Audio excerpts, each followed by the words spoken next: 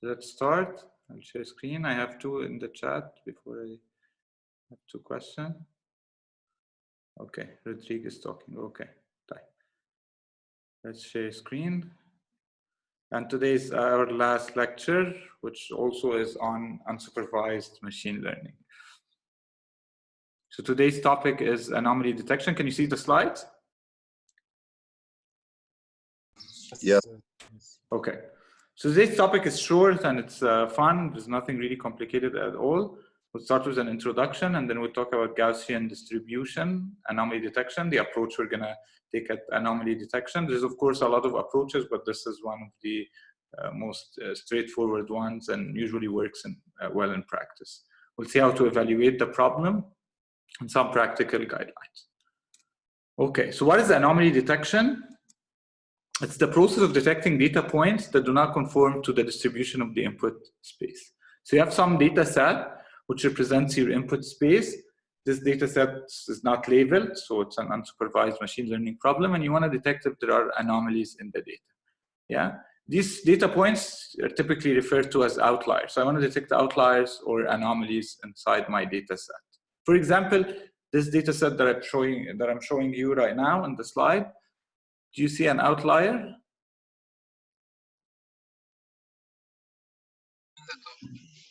The black X? The black X, right? So this point seems to be, further away from all the other points. Doesn't really, fall in the space of the input. If you look at X1 and X2, X kind of is an outlier, right? Or an anomaly. And that's our goal, is to detect these ones. Based on the input features here, we have only two features, X1 and X2. Okay, so just some applications for this. You have the credit card fraud. So all of when you get a call from your bank, it says, right, you have, we were suspecting a transaction on your credit card. This is typically nothing more than an anomaly detection. They're looking at, the patterns of your transactions. You're usually in Lebanon, and you use, I don't know, US dollars, and you buy this amount on average every month, and then suddenly there is this transaction that is happening in Brazil, and it's in I guess Brazilian dollar or whatever, I forgot the name of the currency, and it's with a big amount, right? That represents some anomaly in the transaction state. And basically, if you run an anomaly detection algorithm, which is typically used in fraud detection, it detects these weird transactions or suspicious transactions, and it flags the credit card company to suspend your credit card. Used in intrusion detection, so if there is an intrusion on a network or on your PC or something like this, this can be considered an anomaly detection problem as well. Malfunctions and mechanical parts. This is also an example of anomaly detection. And in general, if you want to look at it, it's like looking at recognizing or detecting the black sheep among the white sheep. Okay. So the basic idea is the following, right?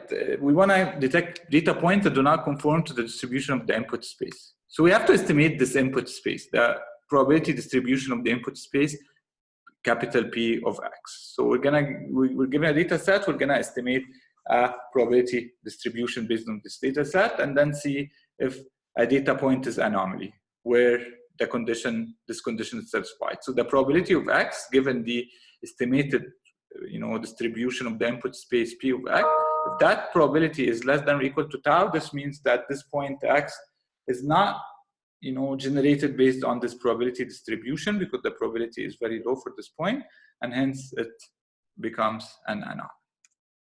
Okay, so we'll look at one method for detecting anomaly called the Gaussian distribution anomaly detection. And the idea is to estimate a Gaussian distribution or a normal distribution at the probability distribution of the input space. Okay, what is a Gaussian or normal distribution? Just a probability distribution. It consists of two parameters, the mean, mu, and the standard deviation, sigma. A random variable X follows the Gaussian distribution. We denote it by this. X is, follows the normal distribution with mean mu and variance sigma square.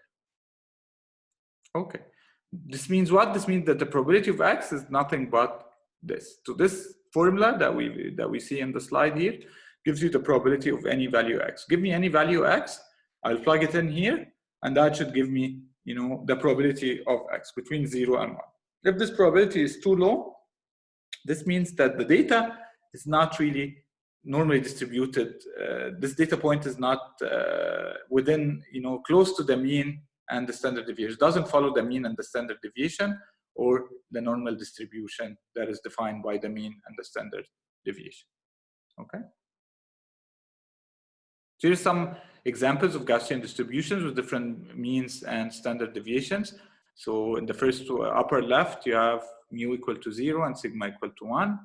Then you have mu equal to 0, sigma equal 0.5. So you see, right, that the curve or the, you know, the probability mass function is elongated and narrower if you have the standard deviation smaller. And then you have here mu equal to 0 and standard deviation equal to 2. And then you have mu equal to 3 and standard deviation equal to 0.5. So just different examples of how the probability mass function goes. Okay. So what is the anomaly detection algorithm? Given an input space consisting of D features, as always, data set, right, which has n input samples.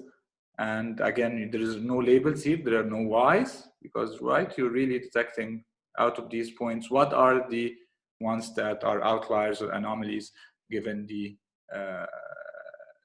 D features. So what do? We assume each feature out of the D features follows a normal distribution with mean mu j and standard deviation sigma j. How do I estimate these guys? I estimate them based on the data. So we'll see this in a bit, right? The algorithm for doing this. But assume that for now, I assume that each one of the features of the D features follows an independent normal distribution. Okay, so assuming independence between the features, I can compute the probability of the whole input space as the product of these, the probability over every single feature. So if I have an example with D features, all I have to do is multiply the probability for each individual feature, the value of each individual feature, which can be calculated from the corresponding Gaussian for this feature, and then multiply these guys, and that would give me the probability of this sample point overall. Okay, where Pxj is as indicated in this formula. Yeah, so that's just the formula for the Gaussian distribution or normal distribution. Questions? Okay, and then finally you check if probability of X is less than or equal to tau, then X is an outlier. Okay, parameter estimation. So what are the parameters of this model? Anybody can tell me?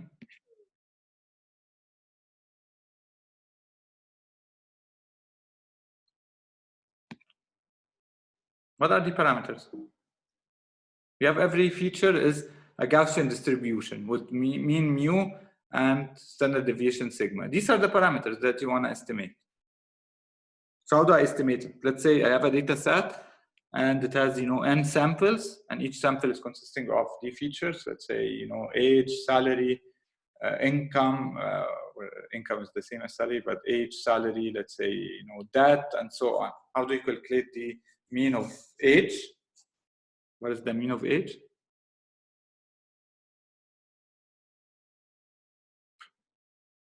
Don't know. It's the average, right? So just look, sum over all the n samples, the age, or the feature x and j, right? For n equal 1 till n. That gives you the mean of, and divide by n, the number of samples, that gives you the mean of the age. So you look at the mean or the average of the age in the whole data set, that represents mu age. You look at, the mean of the salary, the mean of the debt, and so on. And standard deviation is nothing but, right, the typical standard deviation, square root of 1 over n, and then summation from n equal 1 to n, the value of the feature minus the mean you just computed. Yeah, so that gives you the standard deviation of the age, how the points are distributed across the mean, standard deviation of salary, and so on. Yeah, so we've calculated the parameters for every feature. To compute the probability of a given data point, all you have to do is just multiply their individual probabilities based on the Gaussians of the different features. Let's see an example. Let's say I have x1 and x2. So only two features, right? I can compute the mean of and the standard deviation of x1 and draw the probability mass function for x1, probability density function for x1. Yeah. So basically, this is how it looks like. Yeah? Or just estimated using the formula. Plug in the mu and the sigma for x1, you can get the probability, right? So for any value x1, you can get the probability of it by looking up this curve or by using the formula. I can do the same for x2, compute the mean and standard deviation for x2, and basically use the distribution, the probability. You can estimate the probability from the distribution shown on the right. Right, so this curve would be what would be the probability distribution if I look at x1 and x2 together. So multivariate distribution. Yeah. Here I estimated by assuming independence between the two variables or the two features x1 and x2, and I multiply. Yeah, and that gives me this probability that I would like to estimate.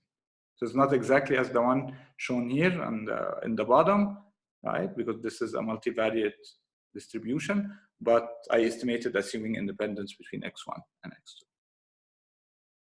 So comes the two green points. Yeah, I can compute the probability of each one of them, and I realize that the one immersed in the red points follows the the distribution of the input, because its probability is greater than the threshold, whereas the other green point, for instance, the probability is less than the threshold. So it's considered an outlier. This is really all of it, more or less. Questions? Yes, Professor. Yeah. So we're finding the outliers and the probability distribution. So we define the threshold. Yes, this is something that we need to learn. It's a hyperparameter, and we'll talk about how do we learn it. Oh, okay, thank you. Yeah, you're welcome. Any other questions? Okay. Good. So evaluation. How do I set this, hyperparameter? How do I check whether a threshold is better than the other? And we do this using splitting the data into train, validation, and test. So given the data set, which has x1, x2 until xn, and here I'm adding labels. These are not labels that tells you, this is a cat or this is a dog. This tells you whether this is an outlier and this is not. So the data set, right, in order for you to be able to, get a threshold value and basically be able to evaluate the model, you have to have some examples of anomalies, yeah, so that you're able to learn the threshold value. So here y1 represents whether the x1 is an anomaly or not, okay? So if it's +1, then x1 is an anomaly. If it's -1, then x1 is a normal data point. Didn't you say this was not supervised? It's unsupervised, and we'll see the difference between this and the supervised learning algorithms or problems. Yeah, it is unsupervised. I'm just using the training data. So I'm really looking at the model is only based on the features x1, x2, and xn. It doesn't look at the labels at all. But evaluation and setting the threshold value looks at these y1s, y2, and yn. Okay. Okay, got it? Thank you. You're welcome.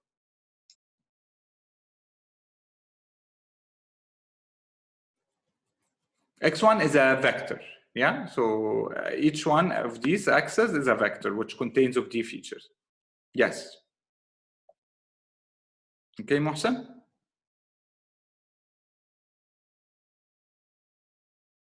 Okay, good.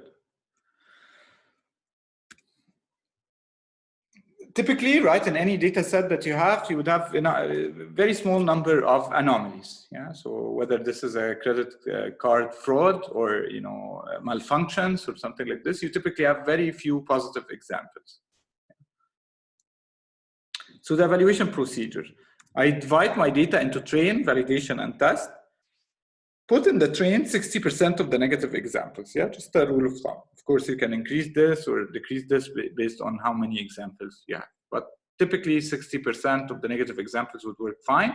So you take only the negative examples, you put them in the train. Why? Because I'm trying to estimate the probability distribution of the normal data points, so of the negative examples. Okay, and then the validation would be 20% negative examples and 50% of the positive examples, the outliers that you have, so half of them. And then the test would be the remaining 20% of the negative examples and 50% of the positive examples. Yeah, so the other half of the outliers.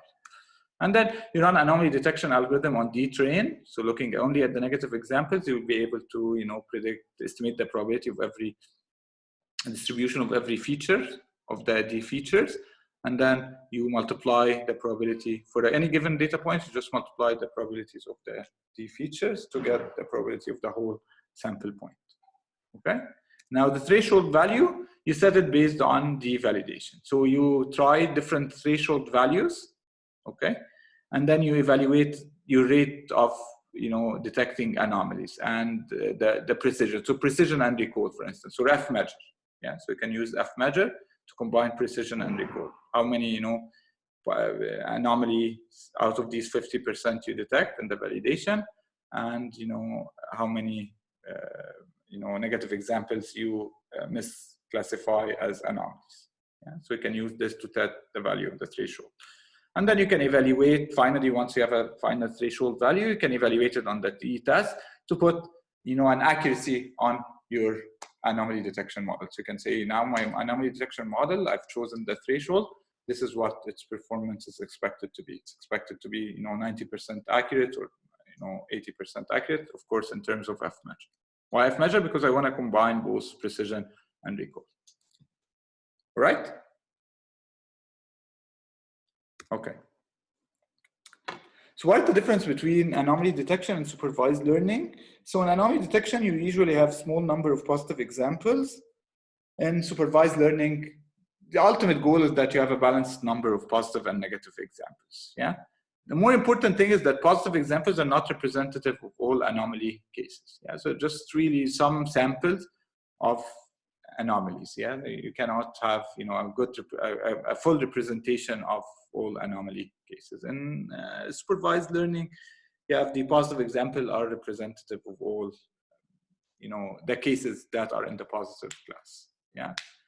So example applications of anomaly detection, as we said, fraud detection, fault detection, intrusion detection, etc. Supervised learning, you have spam detection, weather forecast, disease detection, and so on. So don't get confused between the two. In anomaly detection, I'm really looking at the input space only. To build the whole model, I'm looking at the input space only. So really, there are no labels, right, that are taken into consideration. I'm not computing mean squared error or classification error, and this is what is guiding me to set the parameters of the model. I'm looking only at the input space since it's unsupervised learning problem. Questions? Okay. Final couple of more issues related to this, and we're done. And then I'll talk a little bit about what's left in the course for you to do. So non-Gaussian features. What do I mean by this? Some features might not follow a Gaussian. So basically, if you draw the histogram of the feature X, if it looks like this, then yes, it looks like it's a normal distribution. Yeah? So I can easily use normal distribution. But if you might draw it and it looks like this. Yeah, so this is not a normal distribution. Yeah, so you can perform a transformation. So if you have the data like this, you can usually do either log transformation. So you transform the X features into the log space or the exponential space. And typically this might, if you draw the histogram in the transformed space, you might have, the data might look more Gaussian than before. Yeah. So this is typically something that you sometimes have to do over the features to turn them into, or to be able to use Gaussian distribution without really being too far off. Okay. So you might want to consider this type of transformation. Okay, the other issue is dependent features. We assume independence between the features, yeah? So what if the independence assumption breaks? So basically, the features are really correlated. You cannot assume that they are independent. This could cause a lot of issues in outlier detection. Let's look at this example data set. So X1 and X2, right, seem to be correlated. If X1 increases, X2 increases, and vice versa. Now, if you look at this point, X, the black point, it seems it is an outlier. It's not following the distribution of the data. It's off the mean and the standard deviation. Yeah. However, if I do the independence assumption, so I look at the projection of the data set on X1 and the projection of the data set on X2, both projections of the black points fall within the data set. So it's not going to be considered an outlier with respect to X1. It's not going to be an outlier with respect to X2. Yeah, it's really an outlier with respect to both X1 and X2 at the same time, if you look at both of them at the same time. So here the independence assumption would break. If I estimate the probability of the black point with respect to X1, it will be high. If I predict the probability of X2 with respect to the black point with respect to X2, it will be high. And if I multiply them, it will be high and it will be over my threshold. Yeah. So in this case, right, you might want to look at multivariate distribution. So multivariate Gaussian distribution.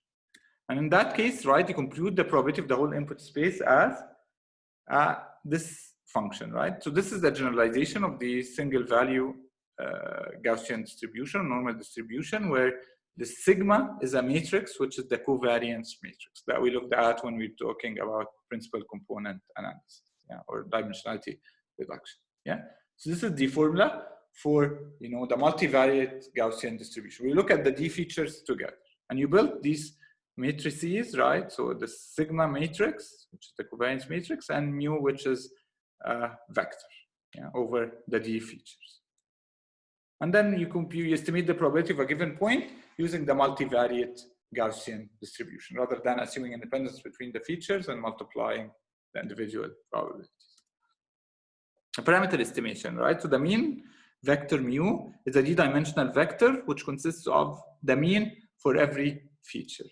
So it's really nothing but summing the n examples that you have. Each one is a d-dimensional vector. If you sum them and divide by n, you get a d-dimensional vector which represents the mu, which represents really the individual mean of every feature.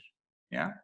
And the covariance matrix sigma is a d by d matrix, which is computed as follows, right? We've discussed this in principal component analysis. So it's 1 over n, x minus n minus mu, xn minus mu transpose. That gives me a d by d matrix. Okay. What does it have, this matrix? It has the covariance between every pair of features. And it's +1 if they are highly positively correlated, and -1 if it's highly negatively correlated, yeah, and so on, and 0 if they are independent.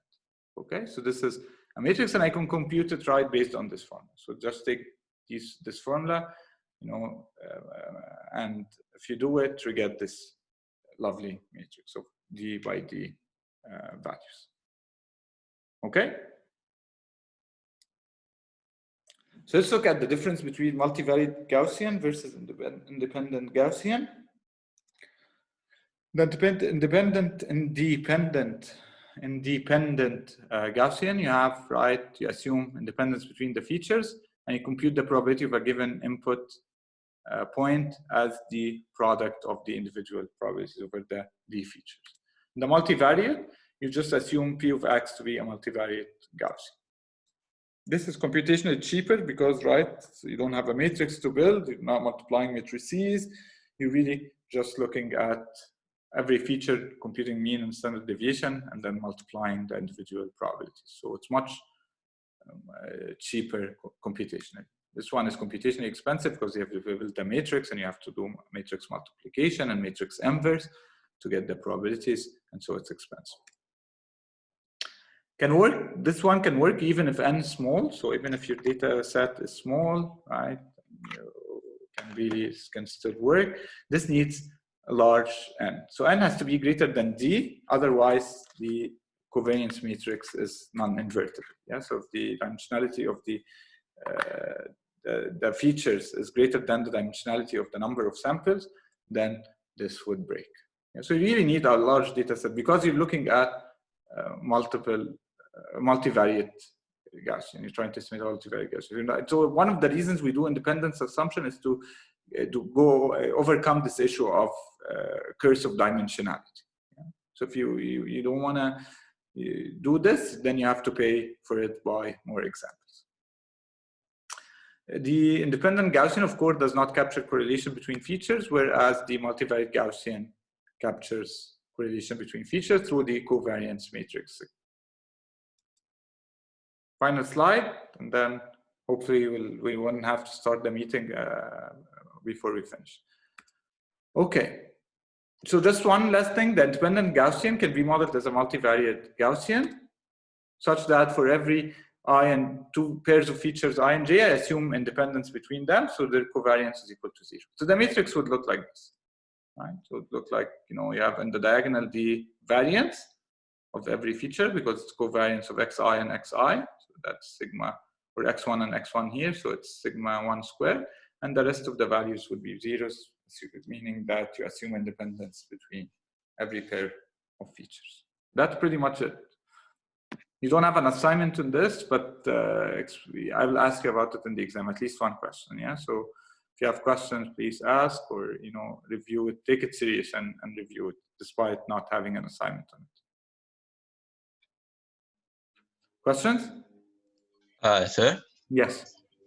So most of the class are worried about the last assignment. Can you make it not graded because we have a lot to do, the project, studying, and we have other projects, and most of us are graduating this semester. Also, we have the FYP. Okay, it's a nice assignment.